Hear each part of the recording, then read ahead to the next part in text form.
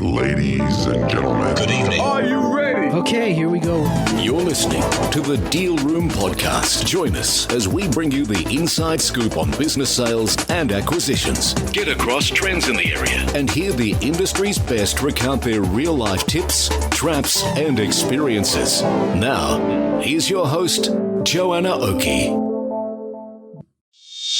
Hi, it's Joanna Oakey here, and welcome back to the Deal Room Podcast, a podcast proudly brought to you by our commercial legal practice, Aspect Legal.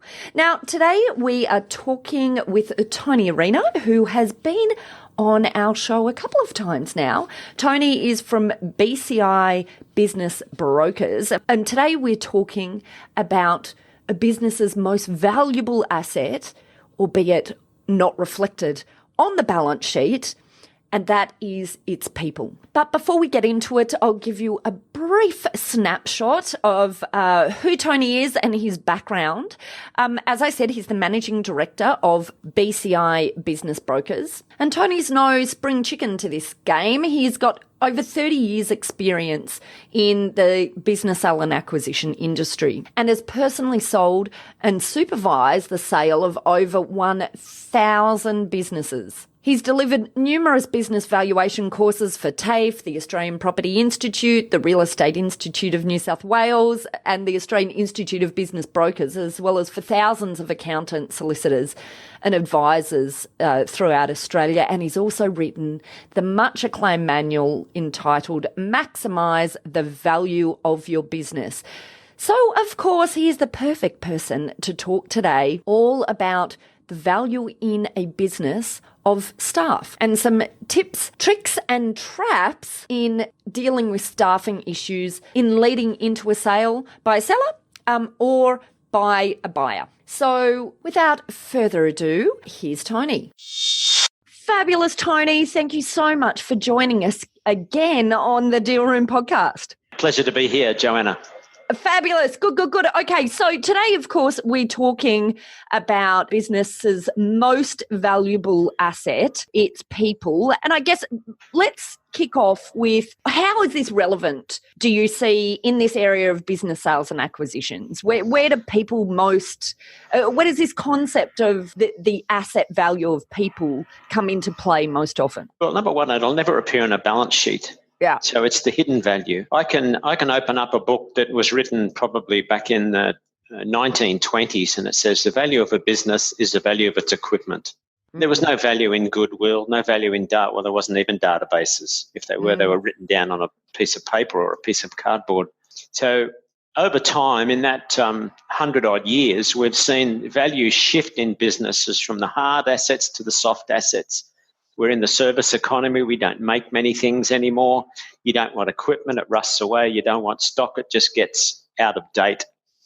So the big game today is understanding the value of the soft assets, if you like, or the people assets in a business. And if at my first meeting with a potential client, whether buyer or seller, that's what I'm digging down to find out what's happening in the people side of the business. It's such a good point because, you know, I guess from a valuation perspective, of course, we always look at EBIT or EBITDA, and there's no real calculation there for people other than the cost base that they're driving in the business and the return. But obviously the value of the business sits a lot, and generally from a legal perspective or from a sale perspective, we look at it from a legal perspective of, okay, well, you know, are the staff locked in for any period of time? Can they leave and take clients? But this concept of the value that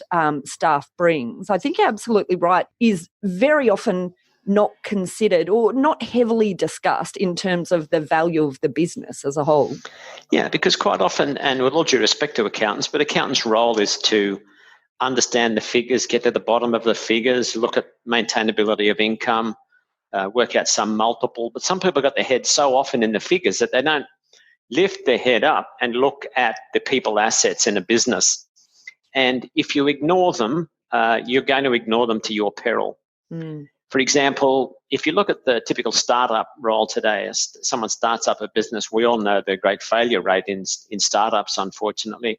But if one actually gets to success and the founder can attract an investor, the major question for the investor is, how am I going to get on with this founder? Yeah. And more often than not, the founder's going to exit the business as soon as a professional investor comes in, because you have two people with different skill sets. You have the investor that probably can grow the business, and you have the founder who's still operating in the mindset of starting up the business. I think there's a book out there called What Got You Here Won't Necessarily Get You There. So the whole dynamic of the growth of that business changes once two different personalities come into it. And you'd also see it when you've got a successful business where an owner wants to appoint a general manager. So here's the person that's had total control over the business. In comes the general manager. Now, that can often work fabulously well. It can often work disastrously because the owner won't let go. The CEO wants to entrench his position, so he wants to grab a bit of the power. And it can all go pear-shaped unless they have a proper plan. In a situation like that, the obvious answer is to have a coach that stands between the two. That's a really sensible point, because, many businesses who have the foresight to prep properly heading into a sale will put themselves in a position where they're removing themselves from the position by integrating someone like a general manager into the business who can pass over with the business. But I guess, as you rightly say, that can be the point where issues occur, exactly when you don't want issues to occur in a business, because you're trying to prime it for sale and you're trying to get the highest performance out of the business so that you can, get the highest value at sale. So maybe let's talk about, and before we get into some strategies, let's just dive a little bit deeper into this issue. Let's just talk about a few examples where this concept of not valuing and not understanding the value of the staff sufficiently has created issues in a business sale or acquisition environment. So what are examples that you've seen in this area, Tony? Yeah, so I've, over 30 years, I suppose, I've just picked a few, but I'm actually selling a business at the moment, and the owner's job, he's got a great life with his business. He's getting onto an age where you might think time to retire, but he could hang around in this business for as long as he wants. His main role is to be the glue in that business, so he doesn't have an operational role. But as he tells me, he arrives there, he knows everything about all those people. He knows their kids' birthdays, how many grandkids they've got, where they live, what their issues are, even maybe. And I'll come back to that, the issues that some of your staff might have.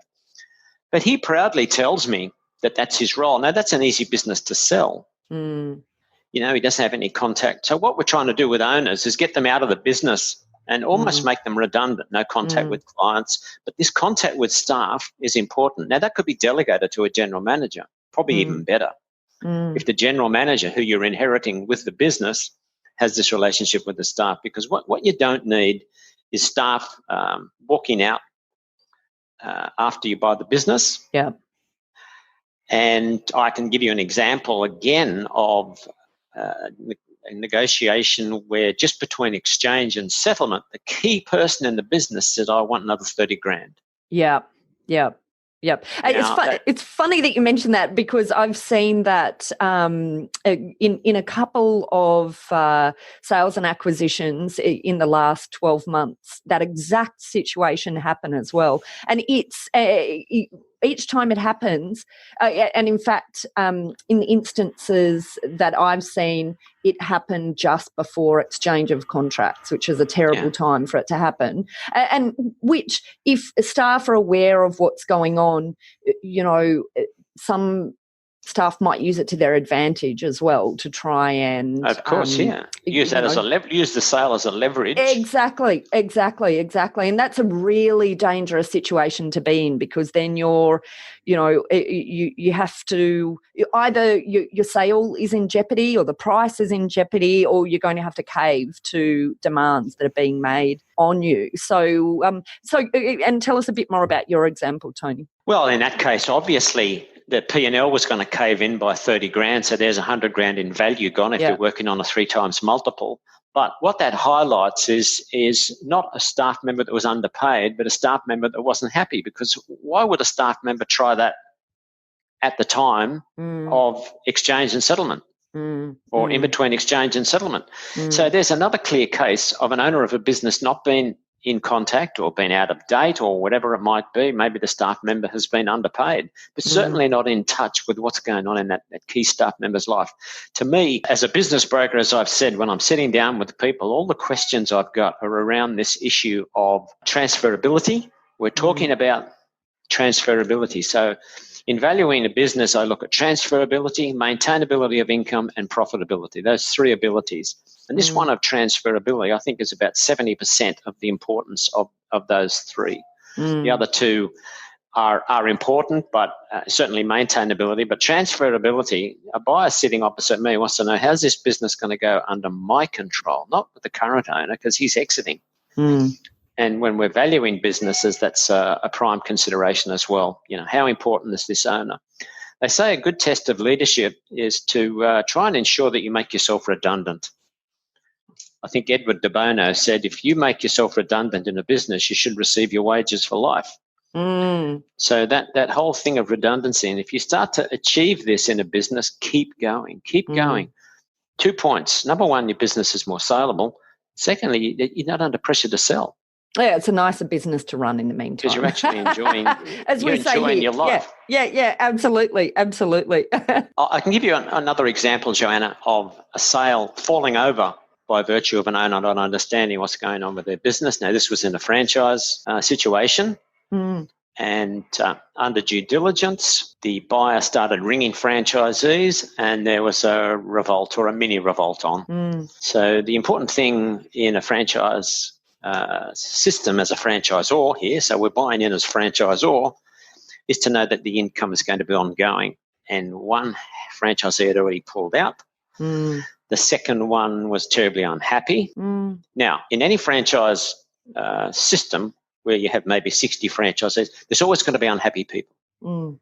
There's always going to be people that blame the franchisor. It's never 100% happy, even in the strongest of franchise systems. But if you have a few major franchisees that just coincidentally about the time of the acquisition are thinking of exiting, the franchisor's got a major problem, because to take over a franchise system as a franchisor is tough enough without having a revolt on your hands. And that sale just didn't go ahead. Wow. And so that was the buyer who unearthed this issue, was it? It was given access to franchisees, and that's what the buyer found out. Well, let's talk about each of these situations then. So let's start with the first situation we were talking about, this risk of key staff leaving the business, either just before sale or between exchange and completion, or even from a buyer's perspective. I guess, they're also concerned about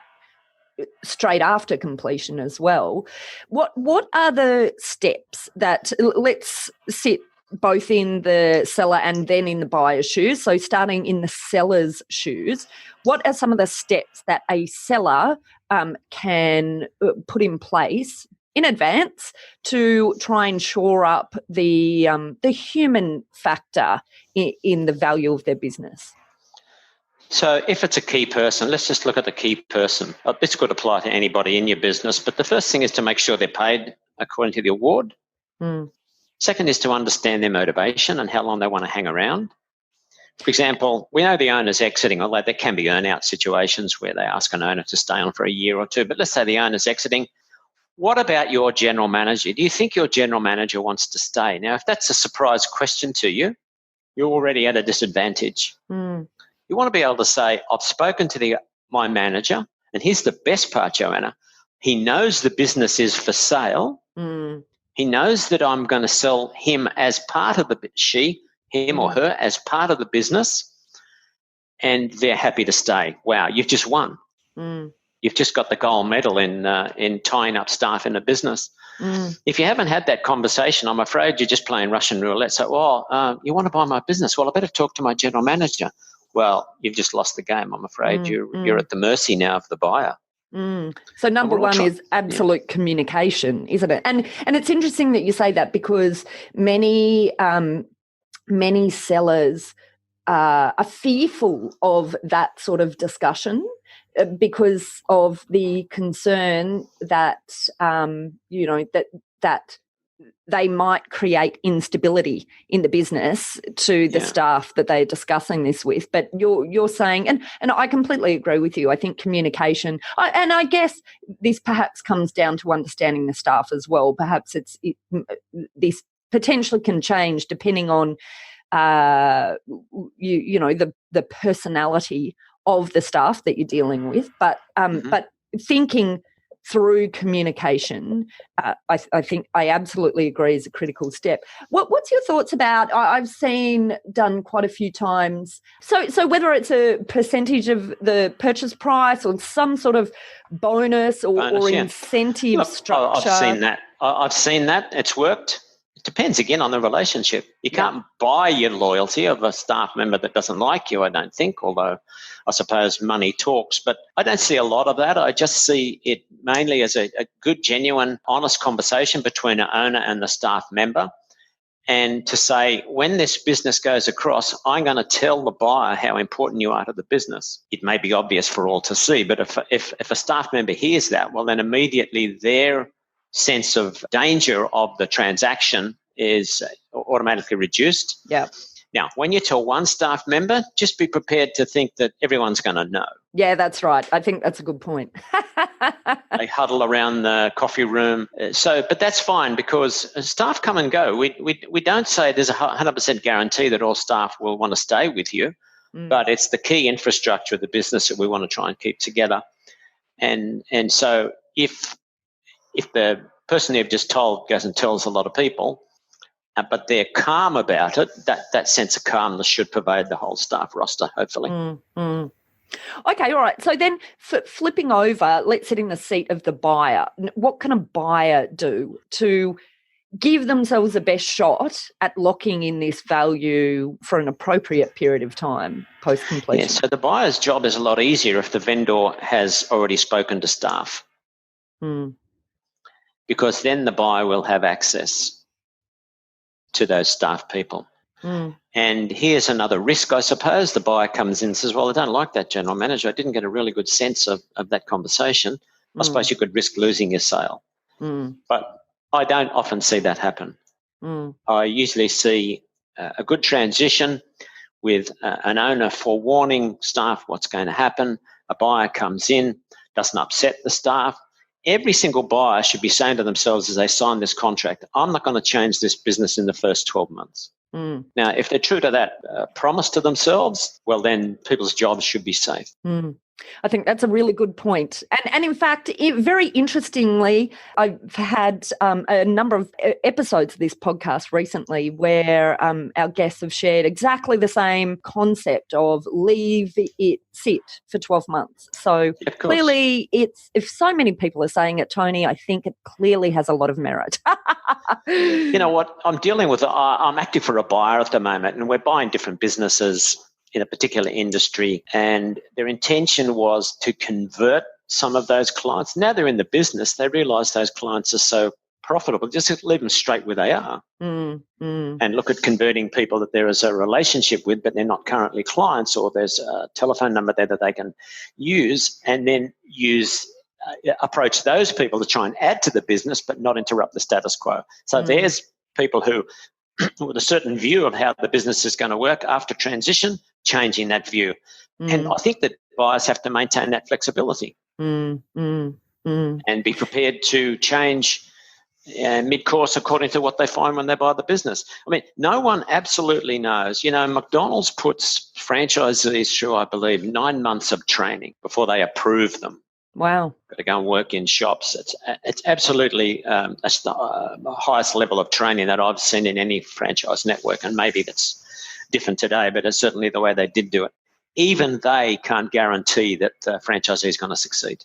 So the people test is fine, but you know how to really test it, put the person in the job. And what do you say about, I'm seeing the approach of buyers coming in and treating new staff like an employment process. So running staff through, one-to-one interviews to get to know them, and running personality profiles and doing all of this work on diving into who the staff are and how they operate. So from my perspective, I mean, in those situations, I've seen, enormous success out of that in the transition period.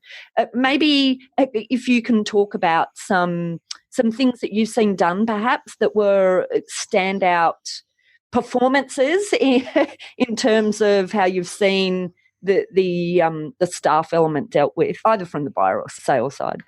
Yeah, look, I think from a buyer's point of view, one of the best transitions I saw was from a fellow who, I think he bought a foundry, and there were two aspects. There were two choices, and in fact, he did go down both paths. He went to the personality testing, but he put that aside and then just sat down one-on-one with each staff member to try and understand, as I've suggested a seller should do with each of the staff or each of their key staff, so that they can properly inform a buyer of what their roster looks like and where it's likely to be. And that buyer did wonderfully well in the acquisition of that business. I remember asking a professional footballer once, who was the best coach that you ever had? And he told me it was Wayne Bennett, because Wayne Bennett actually sat down and made you feel as though you were an important part of the team.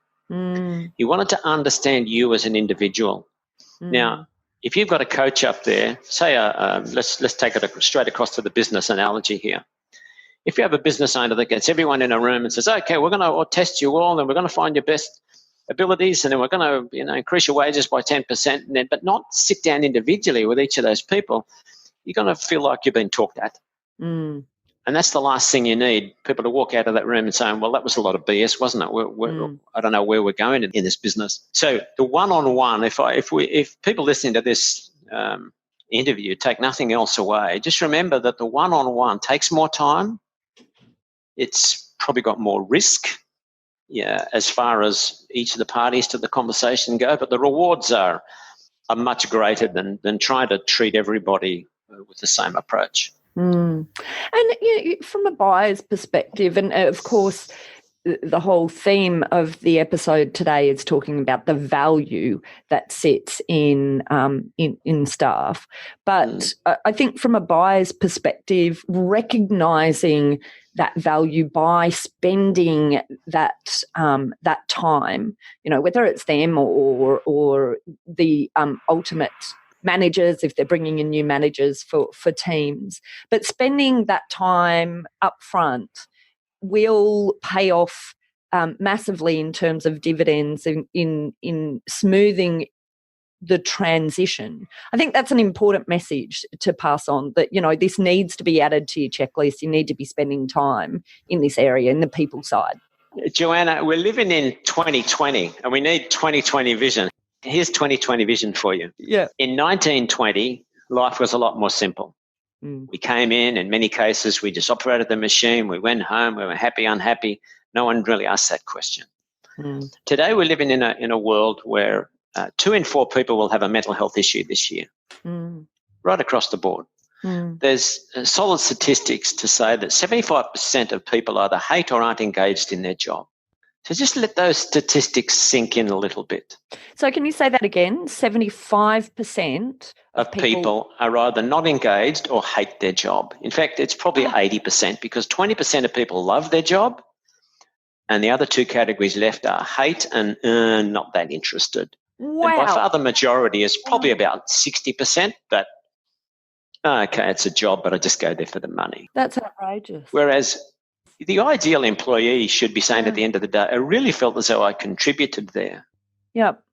Now, here's the rub. If this podcast was being played in 2030, we would have arrived at the position where artificial intelligence basically and computers are running the show. At the moment, they're running a good part of the show, but there's going to be an explosion in computers actually doing our job. What's left for the people? So here's what's left for the people. I still need to work with the machine. The machine won't totally take over. So the hybrid model is widely mooted by people as to the one that will be the most successful. Someone's doing the thinking in my machine, because doctors, in no way a doctor can come up with the answers that the machine can, and robots are taking over in operating theatres. So even the most skilled of people have been pushed aside. What will their role be? So a manager or an owner of a business like that has to say that the challenge is really on them. Okay, how do I treat people like this? How do I provide meaning in their work? The money will flow because the machines are going to save us so much money. But that will be the serious question. And if I go back to the stat of 2 in 4 people this year will have a mental health issue across the board, if you sit down with someone and provide the opportunity for that person to talk about what's going on, and you uncover that there's an issue either inside or outside the business, and you are partly successful or totally successful in turning that around, what sort of an employee do you have now? You have an employee that appreciates your respecting that they spend most of their time at work. We're either at work or on the train or bus going to work. Then we get home, turn the television on, turn on the computer, go to sleep, get up, get ready for go to work. So work is such a big part of our existence these days, probably bigger than any time in our history.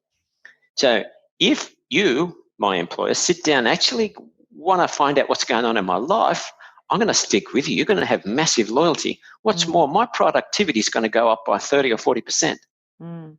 That's the challenge for business owners and managers these days, to get the best out of their current staff. And if I can take you back, you said that one of the important elements is considering how we provide meaning in the work that's done by our teams. What's some ideas here of how you can help provide meaning? Okay, so here's a way of providing meaning. Joanna, I'd like to sit down with you today. I've got an issue in the company. Do you have any ideas of how I can solve that? Oh, boss, I never thought you'd ask me. I think X, Y, and Z. Hey, you know what? Next time I go to take that to would you like to develop that, Joanna, and put it in a page to me? See, I speak to a lot of young people. I have 4 daughters at the age of 30 to roughly 40, unless you won't be happy about me saying that. So 39, 30, let's say 39. And they're all in workplaces, and they have partners and friends. And one of the questions I'll often ask is, how much meaning is there in your work? Do you feel valued? And that's a pretty simple answer. That's one of the simplest answers to give. It's often the hardest to rectify. But if you're not even trying, here's how not to do it. I arrive at work, someone says, there's a computer, there's the list of people you've got to ring, or that's the work you've got to accomplish today. And I don't get any involvement in that process other than doing what someone else told me to do. Yeah. That's how not to do it. Yeah. How to do it is to try and mine the incredible experience of young people today, mine it, develop it, appreciate it, bring it out, and implement it. Now, how do you feel? You're 27 at work and your boss has said, sit down, I want your help. Now I'm valued. There's no other way. Money, forget it. When I put the list up of what people want in their work, money's up there, but meaning is number one. I love this discussion, Tony. I think it's a really important one. It's interesting, and I guess obviously initially we were talking about this element in relation to the value of a business and how to deal with it at sale and at acquisition if you're on the buy side. we seem to have gone even deeper and dovetailed into. We've almost changed the topic, I think, Joanne. But I love it. I really love it. And of course, this is not just something relevant to people at sale or at acquisition. It's relevant for all business owners always. Let me leave you with this point. Sorry to jump over the top of you there. But, and people might think this is a good plug for a business broker, but go for it. Quite often I'll meet someone and they're so tired, they're so over it, they hate their business, where they're suffering financial stress or whatever it might be. I say, well, look, would you hang on for another year? The answer's no. Would you be prepared to stay in there and work with the new owner? The answer's generally no. So any advice, here's my advice to people who may not think they want to sell. Think about the prospect of getting someone in to help you. That might be an equity partner, but that's what I'm talking about. Getting someone in earlier than you thought that can help you develop the business, maybe by half now, help you develop it. And by the time you sell the other half, it could be worth twice as much as the first half you got paid for. So don't leave it till the last minute. Number one, don't leave improving your business till the last minute. Don't start thinking about these issues only when you ring the broker or your accountant to get your final figures. Start thinking about this issue now. When will be the good time to sell? And maybe earlier is better. I think you're absolutely right. And I guess the other warning here is in this prep for sale, as you go through the advice of removing yourself from the business and implementing a general manager or someone who'll pass over on the management side with the business, also don't think that just by engaging someone in that role that's job done and it will work smoothly, because you need to make sure you properly manage and get invested in the general manager, if that's who you're hiring, to ensure that you're maximising the value of them and the team under them for the sale, and not creating potential issues right at the point of sale. If you're thinking of general manager, think 5 years out. Yeah. Because number one, you're going to take a hit. Someone will be coming in to do the work that you are currently doing. So, and unless, and that might be selling, or it could be managing. So there's a training period. So the business is going to suffer a financial loss when you put a general manager on. But believe me, the businesses I sell of high value have all got one. And can you give us like a bit of a snapshot here? Is there a rough increase in multiple that you can attribute to having a general manager that will pass over, or management that will pass over versus not? But this depends on popularity of particular businesses at particular times. There are going to be some businesses that, let me take a real estate agency for example, which could be sold on a multiple of its top line profits, the property management side of it anyway. It's going to help you get that maybe half a multiple of profit out of it extra if you have a well-qualified property manager in place. But where a business is sold on a rule of thumb, probably less relevant, maybe this half multiple I'm talking about. But a bigger business, which denotes a business that maybe can put on a general manager, 1 to 2 multiples. That's pretty decent if you. It is like that really is quite a large amount. And remembering obviously when we're looking at this value at sale as well, it's generally also a very tax efficient way of getting that money out of your business rather than the profit each year as well, right? So there are tax breaks on selling your business, capital gains tax, which I'm sure you've had many experts talking about. So.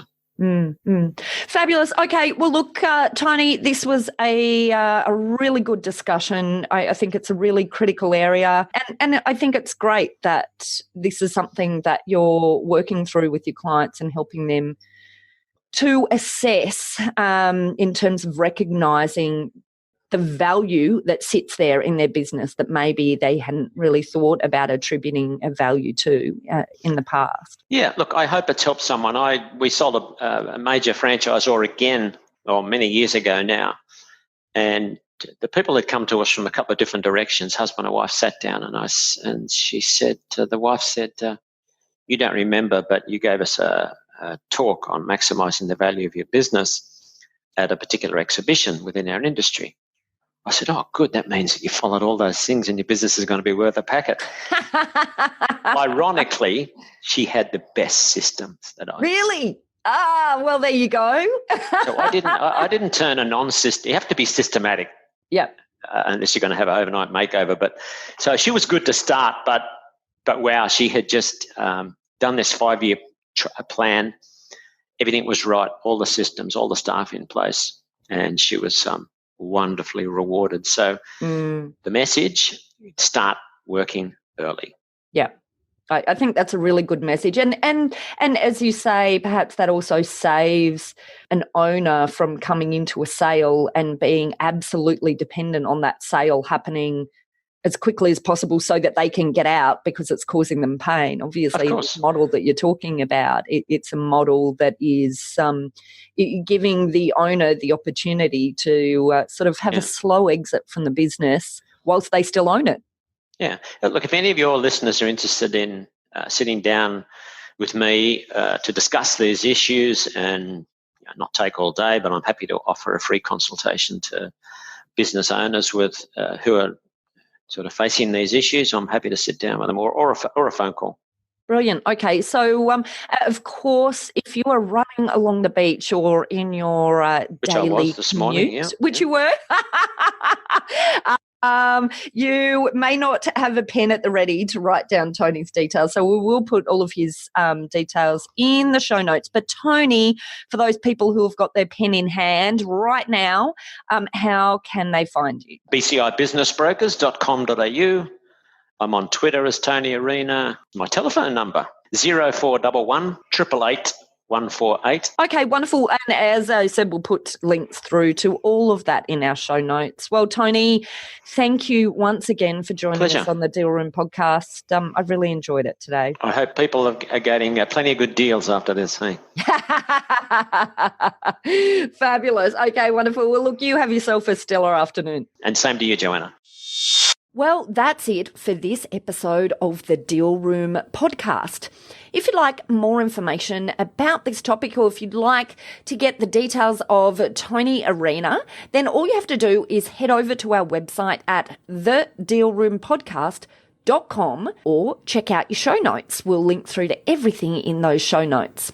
There, you'll also be able to find details of how to contact our lawyers at Aspect Legal if you or your clients would like to discuss any legal aspects of sales or acquisitions. And well, that wraps up our show again for today. Don't forget to tune in next week for our next episode.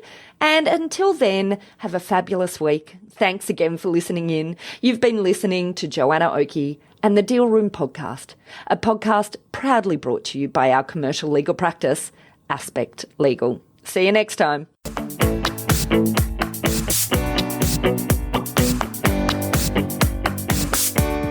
Aspect Legal has a number of great services that help businesses prepare for a sale or acquisition, to help them prepare in advance and to get transaction ready.